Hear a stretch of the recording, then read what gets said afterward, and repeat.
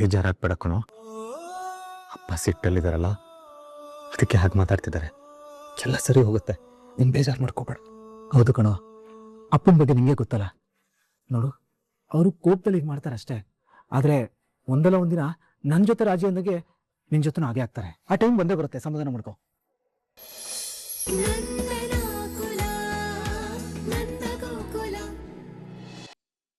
ಪರಮೇಶ್ವರ್ ಹೆಂಡ್ತಿಗೆ ರೋಫ್ ಹಾಕ್ತಾರೆ.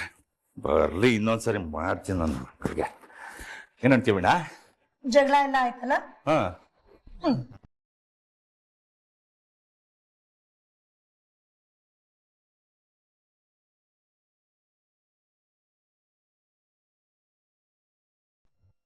ಹಲೋ, ನಮಸ್ಕಾರ. ನಾನು ನಂದಕುಮಾರ್. ಅಯ್ಯೋ ಬೀಗ್ರೆ, ನಾನು ನಿಮ್ಮ ಹೆಸರನ್ನ ಸೇವ್ ಮಾಡ್ಕೊಂಡ್ಬಿಟ್ಟಿದ್ದೀನಿ.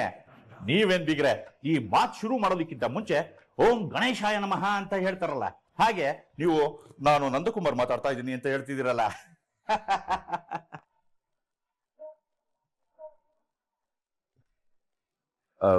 ಏನಿಲ್ಲ, ಹೆಣ್ಣೋಡಕ್ಕೆ ಒಳ್ಳೆ ದಿನ ಯಾವುದು ಅಂತ ನಮ್ಮ ಪುರೋಹಿತರ ಹತ್ರ ಕೇಳಿದೆ. ನಾಳೆನೂ ಹೋಗ್ಬೋದು ಅಂತ ಹೇಳಿದ್ದಾರೆ. ನಾಳೆ ಬರ್ಬೋದಾ? ಹೌದಾ, ನಾಳೆನೇನಾ? ಒಂದ್ ನಿಮಿಷ ಬೀಗ್ರೆ, ನಾನು ನನ್ನ ಹೆಂಡತಿ ಹೇಳಿದೆ ಯಾವ ಕೆಲಸನೂ ಮಾಡೋದಿಲ್ಲ. ಅವಳನ್ನೊಂದು ಮಾತು ಕೇಳ್ಬಿಡ್ತೀನಿ. ಒಂದೇ ನಿಮಿಷ. ಬೇಡ, ನಿನ್ನೆ ಮದುವೆ ಮೇಳದಲ್ಲಿ ಸಿಕ್ಕಿದ್ರಲ್ಲ ನಂದಕುಮಾರ್, ಅವರು ನಾಳೆನೇ ಏನ್ ನೋಡಕ್ ಬರ್ಬೋದಾ ಅಂತ ಕೇಳ್ತಿದ್ದಾರೆ. ಏನ್ ಹೇಳಿದ್ರು? ಏನ್ ಹೇಳ್ರಿ, ಅದನ್ನು ಕೇಳ್ತಿರಲ್ಲ, ಹೇಳಿ. ಆಯ್ತು. ಯಾಕೆ? ಏ ವೀಣಾ,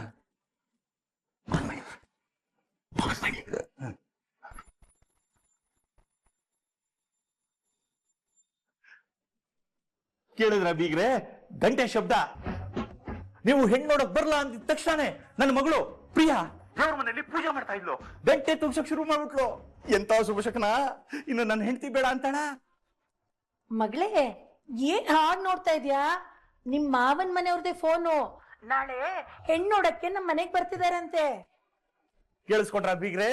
ನನ್ನ ಹೆಂಡತಿ ಕಾಲು ಭೂಮಿ ಮೇಲೆ ನಿಲ್ತಾನೆ ಇಲ್ಲ.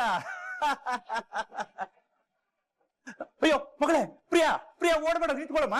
ಅಯ್ಯೋ ಹುಚ್ಚುಡುಗಿ. ನೋಡಿ ಬೀಗ್ರೆ, ವಿಷಯ ಕೇಳಿದ ತಕ್ಷಣ ನನ್ನ ಮಗಳು ರೂಮ್ ಒಳಗಡೆ ಓಡೋಗಿ ಬಾಗ್ಲ ಹಾಕೊಂಡೇ ಬಿಟ್ಲು. ಹಾಗಿದ್ರೆ ನಾಳೆ ಬರ್ಬೋದಾ? ಅಯ್ಯೋ, ಬರ್ಬಹುದಾ ಅಂತ ಕೇಳ್ತಿದ್ರಲ್ಲ ಬೀಗ್ರೆ, ಖಂಡಿತವಾಗ್ಲೂ ಬನ್ನಿ. ನನ್ನ ಹೆಂಡತಿ ಆಗ್ಲೇ ಉಪ್ಪಿಟ್ಟು ಕೇಸರಿ ಬಾತ್ ಮಾಡೋದಿಕ್ಕೆ ರವೆನ ಉರಿಯೋದಕ್ಕೆ ಶುರು ಮಾಡ್ಬಿಟ್ಲು. ನೀವು ಬರೋದೊಂದೇ ಬಾಕಿ, ಉಪ್ಪಿಟ್ಟು ತಿನ್ನೋದೊಂದೇ ಬಾಕಿ.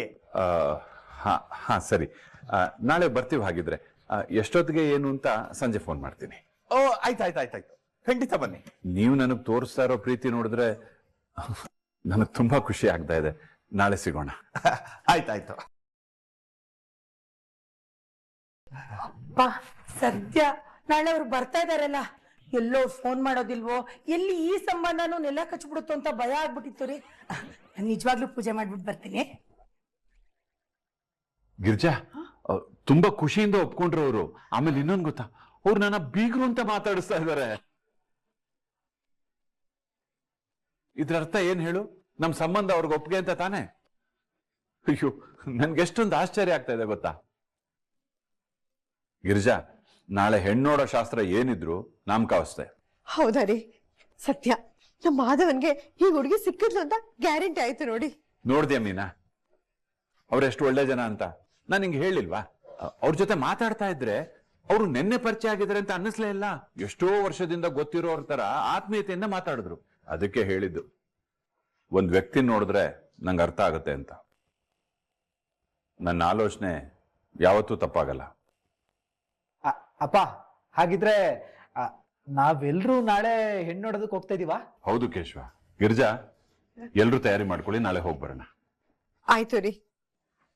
ಕೆಲಸ ಅಣ್ಣ, ಅಣ್ಣ ಇಲ್ಲಿ ನೋಡಿ. ಏನು ಚಿಕ್ಕು ಇದು? ಟ್ರೋಫಿ ಎಲ್ಲ ತಂದಿದ್ದೀರಲ್ಲೋ, ಸ್ವೀಟ್ ಬಾಕ್ಸ್ ಬೇರೆ ಇದೆಯಲ್ಲೋ. ಏನ್ ಎಲೆಕ್ಷನ್ ವಿನ್ನದ? ಅಣ್ಣ, ನಮ್ ಕಾಲೇಜಲ್ಲಿ ಇಂಟರ್ ಕಾಲೇಜ್ ಫೆಸ್ಟ್ ಇತ್ತು. ಈ ಮೂದೇವಿ ಜೊತೆ ಒಂದ್ ನಾಟಕ ಮಾಡಿದೆ, ಅದರಲ್ಲಿ ಫಸ್ಟ್ ಪ್ರೈಸ್ ಬಂದಿದೆ ನಂಗೆ. ಕಂಗ್ರಾಚುಲೇಷನ್ಸ್. ನಾಟಕದ ಬಗ್ಗೆ ಹೇಳಿಲ್ವಲ್ಲ ಅಮ್ಮು? ಯಾವ ನಾಟಕ? ದುಷ್ಯಂತ ಶಾಕುಂತಲ ಅಕ್ಕ. ಹೌದಾ? ಎಲ್ಲಿ ಒಂದ್ಸಲ ಇಬ್ರು ನಾಟಕ ಮಾಡಿ ತೋರಿಸಿ, ನಾವು ನೋಡ್ತೀವಿ. ಈಗ್ಲಾ? ಅದೆಲ್ಲ ಆಗಲ್ಲ. ಇವಲ್ಲಬ ನಮಗೂ ನಿಮ್ ಪರ್ಫಾರ್ಮೆನ್ಸ್ ನೋಡ್ಬೇಕು ಅಂತ ಆಸೆ ಆಗ್ತಿದೆ ಕಣೋ. ಜಾಸ್ತಿ ಬೇಡ, ಒಂದೇ ಒಂದ್ ಡೈಲಾಗ್ ಸಾಕು. ಇಲ್ಲ ಒಲ್ಲಬ, ಪ್ರೇಕ್ಷಕರ ಒತ್ತಾಯದ ಮೇರೆಗೆ ಈಗ ನೀನ್ ಪರ್ಫಾರ್ಮ್ ಮಾಡ್ಲೇಬೇಕು. ಇಲ್ಲಣ್ಣ, ಆಗೋದಿಲ್ಲ ಅದೆಲ್ಲ. ಅಣ್ಣ, ಫಸ್ಟ್ ಪ್ರೈಸ್ ಬರೋ ತರ ಮಾಡಿರೋ ಪರ್ಫಾರ್ಮೆನ್ಸ್ ನಮಗೂ ನೋಡ್ಬೇಕಣ್ಣ, ಪ್ಲೀಸ್ ಅಣ್ಣ ಮಾಡಿ. ಕಾಲೇಜಲ್ಲಿ ಇವಳ ಜೊತೆ ನಾಟಕ ಮಾಡಿದ್ದೇನೆ ದೊಡ್ಡ ಸಾಹಸ, ಮತ್ತೆ ಇಲ್ಲೂ ಮಾಡ್ಬೇಕಾ? ನೋಡಿ, ನಿಮಗ್ ಕೈ ಮುಗಿತೀನಿ, ನಾಟಕ ಮಾಡುವಂತ ಮಾತ್ರ ಹೇಳ್ಬೇಡಿ. ಈ ಕರಿಬೇಕು ತಪ್ಪಿಲ್ದೆ ಅಷ್ಟು ಉದ್ದ ಡೈಲಾಗ್ನ ಹೇಳಿದ್ದೆ ಒಂದು ದೊಡ್ಡ ಮಿರಾಕಲ್ಲು. ಈಗ ಮತ್ತೆ ಏನಾದ್ರು ಇವಳ ಕೈಲಿ ನೀವು ನಾಟಕ ಮಾಡಿಸಿದ್ರೆ 50 ಅಲ್ಲ 100 ಟೇಕ್ ಆಗುತ್ತೆ, ಬೆಳಕು ಹರಿದ್ ಬಿಡುತ್ತೆ. ಯೋಚನೆ ಮಾಡಿ. ಅದಕ್ಕೆ ಬೇಡವೇ ಬೇಡ. ಏಯ್, ನಾನ್ ನೀಟಾಗಿ ಡೈಲಾಗ್ ಹೇಳ್ತೀನಿ. ನೀನೇ ಸ್ಟೇಜ್ ಮೇಲೆ ಇವತ್ತು 2 ಡೈಲಾಗ್ ಮರ್ತೆ ಗೊತ್ತಾ? ಏಯ್, ನಾನೆಲ್ಲ ಮರ್ತೆ? ನೀನ್ ಮರ್ತಿದ್ದು. ಶೂ, ಆಯ್ತಾಯ್ತು. ನೀವಿಬ್ರು ಮತ್ತೆ ಜಗಳ ಶುರು ಮಾಡಿದ್ರಾ? ಸರಿ ಸರಿ, ನೀವಿಬ್ರು ನಾಟಕನೇ ಮಾಡ್ಬೇಡಿ, ಬಿಟ್ಬಿಡಿ. ಸರಿ ಹೋಗ್ಲಿ ಬಿಡಿ. ಸ್ವೀಟ್ನಾರು ಕೊಡಪ್ಪ, ತಿನ್ನೋಣ. ಇಲ್ಲ ಇಲ್ಲ ಇಲ್ಲ ಇಲ್ಲ ಇಲ್ಲ ಇಲ್ಲ ಒಲ್ಲಬ, ಈ ಸ್ವೀಟ್ ಬಾಕ್ಸ್ ತಂದಿರೋದೆ ನಾವೆಲ್ಲ ತಿನ್ಲಿ ಅಂತ ತಾನೆ? ಹೌದು, ಆದ್ರೆ ಈ ಸ್ವೀಟ್ ನ ಫಸ್ಟ್ ತಿನ್ಬೇಕಾಗಿರೋರು ಬೇರೆನೇ ಇದ್ದಾರೆ. ಓಹ್ ಕಳ್ಳ, ಮೊದ್ಲು ಹೆಂಡತಿ ತಿನ್ಸ್ಬೇಕು ಅಂತ. ಸರಿ ತಿನ್ಸು, ನಾವು ನೋಡ್ತೀವಿ. ಅದಲ್ಲ ಅಣ್ಣ. ನನಗ್ ಗೊತ್ತಾಯ್ತು. ಮೀನಾ, ಅದನ್ನ ಇಸ್ಕೋ. ವಲ್ಲಭ, ಕೊಡಿಲಿ. ನೀನ್ ಯಾರಿಗೆ ಸ್ವೀಟ್ ಕೊಡ್ಬೇಕು ಅನ್ಕೊಂಡಿದ್ಯೋ ಆ ಸ್ವೀಟ್ ಅವ್ರಿಗೆ ತಲುಪುತ್ತೆ. ಅತ್ತೆ ತಗೊಳ್ಳಿ. ಮಾವಂಗೆ ವಲ್ಲಭನ್ ಮೇಲಿರೋ ಸಿಟ್ಟು ಕಡಿಮೆ ಆಗೋದಕ್ಕೆ ಒಳ್ಳೆ ಚಾನ್ಸು. ಹೋಗ್ಬಿಟ್ಟು ಅವರಿಬ್ರು ಸಾಧನೆ ಬಗ್ಗೆ ಹೇಳಿ, ಖಂಡಿತವಾಗ್ಲೂ ಅವ್ರು ಖುಷಿ ಪಡ್ತಾರೆ. ಹೋಗಿ. ಆಯ್ತು ಮೀನಾ, ಹಾಗೆ ಮಾಡ್ತೀನಿ.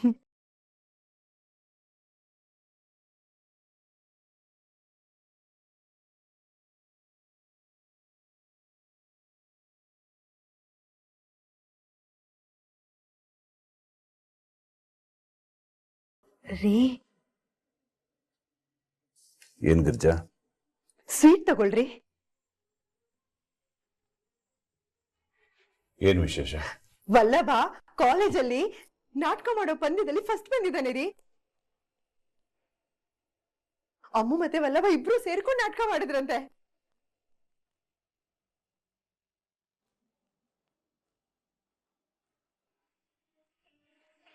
ರೀ, ಯಾಕ್ರಿ? ನಿಮಗ ಅವನ ಮೇಲೆ ಸಿಟ್ಟಿದೆ ಅಂತ ನನಗೆ ಗೊತ್ತು ರೀ. ಆದ್ರೆ ಅವ್ನ್ ಗೆದ್ದು ಬಂದು ಮೊದಲು ನಿಮಗೆ ಸ್ವೀಟ್ ಕೊಡ್ಬೇಕು ಅಂತ ಆಸೆ ಪಟ್ಟಿದಾನ್ರಿ. ದಯವಿಟ್ಟು ತಗೊಳ್ರಿ. ನನಗ್ ಬೇಡ ಗಿರ್ಜಾ. ಯಾಕ್ರಿ? ಅಲ್ಲ ಗಿರ್ಜಾ, ಇದ್ರಲ್ಲಿ ಏನು ವಿಶೇಷ ಅಂತ ನಾನು ಸ್ವೀಟ್ ತಗೋಬೇಕು? ಓ, ಅವನ್ ನಾಟಕ ಮಾಡಿ ಫಸ್ಟ್ ಪ್ರೈಸ್ ತಗೊಂಡ ಅಂತನಾ? ಅದು ಅವನ್ಗೇನು ದೊಡ್ಡದಲ್ವಲ್ಲ. ಇದುವರೆಗೂ ಅವ್ನು ನನ್ನ ಜೊತೆ ನಾಟಕ ಮಾಡ್ಕೊಂಡು ತಾನೇ ಬಂದಿರೋದು. ಅಪ್ಪ, ನಿಮ್ಮ ಮಾತು ಮೀರಲ್ಲ, ನಾ ಪ್ರೀತಿ ಮಾಡಲ್ಲ, ನೀವು ತೋರಿಸೋ ಹುಡುಗಿನೇ ಮದುವೆ ಆಗ್ತೀನಿ, ನಿಮ್ಮ ಆಸೆ ಹಾಗೆ ಕಲೆಕ್ಟರ್ ಆಗ್ತೀನಿ ಅಂತೆಲ್ಲ ಹೇಳಿದ್ನಲ್ಲ, ಅದೆಲ್ಲ ನಾಟಕ ಅಲ್ವಾ? ಮೊದಲಿಂದ ಈ ಥರ ನಾಟಕ ಮಾಡ್ಕೊಂಡು ಬಂದಿರೋನು ಫಸ್ಟ್ ಪ್ರೈಸ್ ತಗೊಳ್ಳೇಬೇಕಲ್ವಾ? ಅದರಲ್ಲೇನು ವಿಶೇಷ ಇಲ್ಲ ಬಿಡು. ರೀ, ಹಾಗೆಲ್ಲ ಹೇಳ್ಬೇಡ್ರಿ. ಪಾಪ ನಮ್ಮಲ್ಲಭ. ಗಿರ್ಜಾ, ಅವನ ಪರ ವಕಾಲತ್ ವಹಿಸ್ಕೊಂಡ್ ಬರಬೇಡ ನೀನು. ನೀವು ಅವನ ಬಗ್ಗೆ ಎಷ್ಟೇ ಪಾಪ ಅಂದ್ರೂ ಅವ್ನು ಮಾಡಿರೋ ಗಾಯ ನಂಗೆ ಇವತ್ತಿಗೂ ಚುರ್ರ ಅಂತ ಇದೆ. ಅದ್ರ ಉರಿ ನೋವು ನನಗ್ ಮಾತ್ರ ಗೊತ್ತು. ಅವ್ನ್ ಪರ ವಹಿಸ್ಕೊಂಡ್ ಮಾತಾಡ್ತಾ ಇಲ್ಲ ರೀ, ಇರೋ ವಿಷಯನೇ ಹೇಳ್ತಾ ಇದ್ದೀನಿ. ವಲ್ಲಭ, ನೀವ್ ಹೇಳಿದ ಹುಡುಗಿನ ಮದ್ವೆ ಆಗಿಲ್ಲ ಅನ್ನೋ ಒಂದೇ ಒಂದ್ ಕಾರಣಕ್ಕೆ ಅವ್ನ್ ನಿಮ್ ಮೇಲಿಟ್ಟಿರೋ ಪ್ರೀತಿನ ಸುಳ್ಳು ಅಂತ ಯಾಕ್ರೆ ಹೇಳ್ತೀರಾ? ನಿಮ್ ಮಗ ಅವನು. ಅವನ್ ಗೆಲುವನ್ನ ನೀವೆಷ್ಟು ಸಂಭ್ರಮಿಸ್ತೀರಾ ಅಂತ ನನಗ್ ಗೊತ್ತು. ತಗೊಳ್ಳಿ ಇದನ್ನ. ಏನ್ ಮಾತಾಡ್ತಾ ಇದೀಯ ಗಿರ್ಜಾ ನೀನು? ಅವ್ನು ಅವತ್ತೆಲ್ಲ ಹೇಳಿದ್ದೆಲ್ಲ ಮರ್ತೋಯ್ತಾ ನಿನಗೆ? ಏನ್ ಹೇಳ್ದ? ಯಾರಾದ್ರೂ ಕೇಳಿದ್ರೆ ನಾನ್ ನಿಮ್ ಮಗನೇ ಅಲ್ಲ, ನೀವು ನನ್ನ ಅಪ್ಪನೇ ಅಲ್ಲ ಅಂತ ಹೇಳ್ಬಿಡಿ ಅಂತ ಹೇಳಿದ್ನಲ್ಲ ಅವನು. ಅಂದ್ಮೇಲೆ ಅವನ್ ಸೋಲ್ಗೆ ಗೆಲುವಿಗೆ ನಾನು ಯಾಕೆ ತಲೆ ಕೆಡಿಸ್ಕೋಬೇಕು ಹೇಳು? ರೀ ಗಿರ್ಜಾ, ಮತ್ತೆ ಮತ್ತೆ ಅವನ ವಿಷಯ ಮಾತಾಡಿ ನಂಗೆ ಮನ್ಸು ನೋವು ಮಾಡಬೇಡ. ಹೋಗು.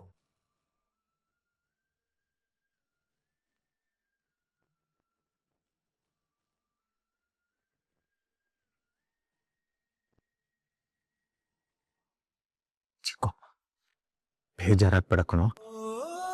ಅಪ್ಪ ಸಿಟ್ಟಲ್ಲಿದ್ದಾರಲ್ಲ, ಅದಕ್ಕೆ ಹಾಗೆ ಮಾತಾಡ್ತಿದ್ದಾರೆ. ಎಲ್ಲ ಸರಿ ಹೋಗುತ್ತೆ, ನೀನು ಬೇಜಾರು ಮಾಡ್ಕೋಬೇಡ. ಹೌದು ಕಣೋ, ಅಪ್ಪನ ಬಗ್ಗೆ ನಿಂಗೆ ಗೊತ್ತಲ್ಲ. ನೋಡು, ಅವರು ಕೋಪದಲ್ಲಿ ಹೀಗೆ ಮಾಡ್ತಾರೆ ಅಷ್ಟೇ. ಆದ್ರೆ ಒಂದಲ್ಲ ಒಂದಿನ ನನ್ನ ಜೊತೆ ರಾಜಿ ಅಂದಾಗೆ ನಿನ್ ಜೊತೆ ಹಾಗೆ ಆಗ್ತಾರೆ. ಆ ಟೈಮ್ ಬಂದೇ ಬರುತ್ತೆ, ಸಮಾಧಾನ ಮಾಡ್ಕೊ. ನಂಗೇನ್ ಬೇಜಾರಾಗಿಲ್ಲ.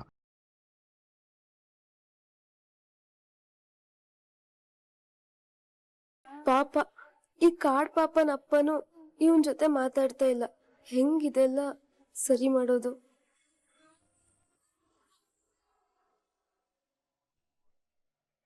ಅಮ್ಮವ್ರೆ, ಕೆಲಸ ಎಲ್ಲ ಮುಗೀತು, ನಾನು ಹೊರಡ್ತೀನಿ. ಹೋಗಿ ಬನ್ನಿ. ಸರಿ ಅಮ್ಮ. ಕಲಾ, ಅತ್ತೆ ಹೇಳಿ, ಕಾಫಿ ಏನಾದ್ರು ಮಾಡ್ಕೊಡ್ಲಾ? ಮಾತು ಮರೆಸ್ಬೇಡ ಕಣೆ. ದಿನೇ ದಿನೇ ನಿಂದು ಜಾಸ್ತಿ ಆಗ್ತಾ ಇದೆ, ನೋಡ್ತಾನೆ ಇದ್ದೀನಿ. ಏನಾಯ್ತು ಅತ್ತೆ ಇವಾಗ? ನೀನೇಕೆ ಅಮೂಲ್ಯ ಹತ್ರ ಒಂದು ಮಾತಾಡ್ಲಿಲ್ಲ? ನೋಡು, 30 ವರ್ಷಗಳಾದ್ರೂ ಗಿರಿಜಾ ಮತ್ತು ಅಳಿಯಂದ್ರು ಒಟ್ಟಿಗೆ ಕಂಡಾಗ ಕಣ್ಣರುಳಿಸಿ ನೋಡ್ತೀನಿ ಕಣೆ. ಮಗಳು ಅಳಿಯಂದ್ರು ಒಟ್ಟಿಗೆ ನೋಡೋದು ಅಂದ್ರೆ ಯಾವ ತಾಯಿಗಾದ್ರೂ ಖುಷಿ ಆಗುತ್ತೆ. ಅಂತದ್ರಲ್ಲಿ ನಿನ್ ಮಗಳು ಅಳಿಯ ಕಾಲೇಜಲ್ಲಿ ಅದ್ಯಾವ್ದ್ರಲ್ಲೋ ಗೆದ್ದು ನಿನ್ ಹತ್ರ ಖುಷಿ ಹಂಚ್ಕೊಳಕ್ ಬಂದ್ರೆ ಒಂದು ಮಾತೇ ಆಡ್ಲಿಲ್ವಲ್ಲೇ ನೀನು ಅವಳ ಹತ್ರ? ಹೆತ್ತ ಮಗಳ ಹತ್ರ ಒಂದು ಮಾತಾಡದೆ ಇರುವಷ್ಟು ಕಲ್ ಮಾಡ್ಕೊಂಡಿದ್ಯೇನೆ ನಿನ್ ಮನಸ್ಸನ್ನ? ಹೌದು ಅಂತ ನನ್ ಮನ್ಸು ಕಲ್ಲೇ ಆಗಿದೆ. ಕಲಾ, ಪಾಪ ಕಣೆ ನಮ್ಮ ಅಮ್ಮು. ಅತ್ತೆ ಪದೇ ಪದೇ ಅವಳ ಬಗ್ಗೆನೆ ಮಾತಾಡ್ಬೇಡಿ. ಅವಳ ವಿಷಯ ಮಾತಾಡೋದಕ್ಕೆ ನನಗೆ ಇಷ್ಟ ಇಲ್ಲ. ಅಮೂಲ್ಯ ಹೆಸರನ್ನ ಇನ್ನೊಂದ್ಸಲ ಹೇಳ್ಬೇಡಿ. ಏನಂದೆ? ಅಮೂಲ್ಯ ಹೆಸರು ಎತ್ತಬಾರ್ದ? ಅಲ್ಲ ಕಲಾ, ನೀನ್ ಹೀಗ ಆಡಿದ್ರೆ ನಿನಗೂ ನಿನ್ ಗಂಡಂಗೂ ಏನೇ ವ್ಯತ್ಯಾಸ? ಸೂರ್ಯಚಂದ್ರ ಇಬ್ರು ಗಿರಿಜಾನ ಮಾತಾಡ್ಸದೆ ಇರುವಾಗ ನೀನೇ ನನ್ನ ಹತ್ರ ಬಂದು ಹೇಳ್ತಿದ್ದೆ, ಅತ್ತೆ ಗಿರಿಜಾನ್ ನೋಡಿದ್ರೆ ಕರಳು ಚುರ್ರ ಅನ್ನುತ್ತೆ, ಇನ್ ಯಾರು ತಪ್ಪು ಮಾಡದೆ ಇರೋದನ್ನ ಗಿರಿಜಾ ಮಾಡಿದಾಳ ಅಂತ. ಈಗ ನಿನ್ ಹೆತ್ತ ಮಗಳನ್ನ ನೀನೇ ಮಾತಾಡ್ಸ್ತಾ ಇಲ್ವಲ್ಲ, ನಿನ್ ಕರಳು ಚುರ್ಕನ್ನಲ್ವಾ? ಯಾರು ಮಾಡದೆ ಇರೋ ತಪ್ಪು ನಿನ್ ಮಗಳು ಮಾಡಿಲ್ಲ ಅಂತ ನಿನ್ಗೆ ಅನಿಸ್ತಾ ಇಲ್ವಾ? ಮಾತಾಡು ನಿನ್ನನ್ನೇ ಕೇಳ್ತಾ ಇರೋದು, ಮಾತಾಡು. ಗೊತ್ತಿದ್ದು ತಪ್ಪು ಮಾಡಿದಾಳತ್ತೆ ಅವಳು. ಅದನ್ನ ಕ್ಷಮಿಸೋದಿಕ್ ಆಗೋದಿಲ್ಲ. ಶಿಕ್ಷೆನ ಅನುಭವಿಸ್ಲಿ ಬಿಡಿ. ಶಿಕ್ಷೆ ಅಂತೆ ಶಿಕ್ಷೆ? ಅವಳ ಜೀವನ ಅವಳ ಇಷ್ಟ ಕಣೆ. ಅವಳಿಗೆ ಇಷ್ಟ ಇಲ್ದೆ ಇರೋ ಆ ಅಮೆರಿಕ ಗಂಡನ ಜೊತೆ ಮದುವೆ ಮಾಡಿದ್ರೆ ಆಗ ಇಷ್ಟ ಆಗ್ತಿತ್ತಲ್ವಾ ನಿಮಗೆ? ಅಮೂಲ್ಯ ಮಾಡಿದ್ದು ನಿಮಗಳ ದೃಷ್ಟಿಲಿ ತಪ್ಪೇ ಇರ್ಬಹುದು, ಆದ್ರೆ ನನ್ನ ಪ್ರಕಾರ ಅವಳು ಮಾಡಿದ್ದೇ ಸರಿ. ವಲ್ಲಭ ಎಂತ ಚಿನ್ನದಂತ ಹುಡುಗ, ಮದುವೆ ಆದ್ಮೇಲೆ ತನ್ನ ಹೆಂಡತಿನ ಕಾಲೇಜಲ್ಲಿ ಕರ್ಕೊಂಡೋಗಿ ಓದಿಸ್ತಿದ್ದಾನೆ. ಅಮೂಲ್ಯನ್ ಕನಸೆ ತಾನು ಮುಂದೆ ಓದ್ಬೇಕು ಅನ್ನೋದು. ಅವನು ಅದನ್ನ ನನಸು ಮಾಡ್ತಾ ಇದ್ದಾನೆ. ಅಂತ ಹುಡುಗನ ಕೈ ಹಿಡಿದಿದ್ದಾಳೆ ನನ್ನ ಮೊಮ್ಮಗಳು. ಅವಳ ಬಗ್ಗೆ ನನಗ್ ಬೆಟ್ಟದಷ್ಟು ತೃಪ್ತಿ ಇದೆ.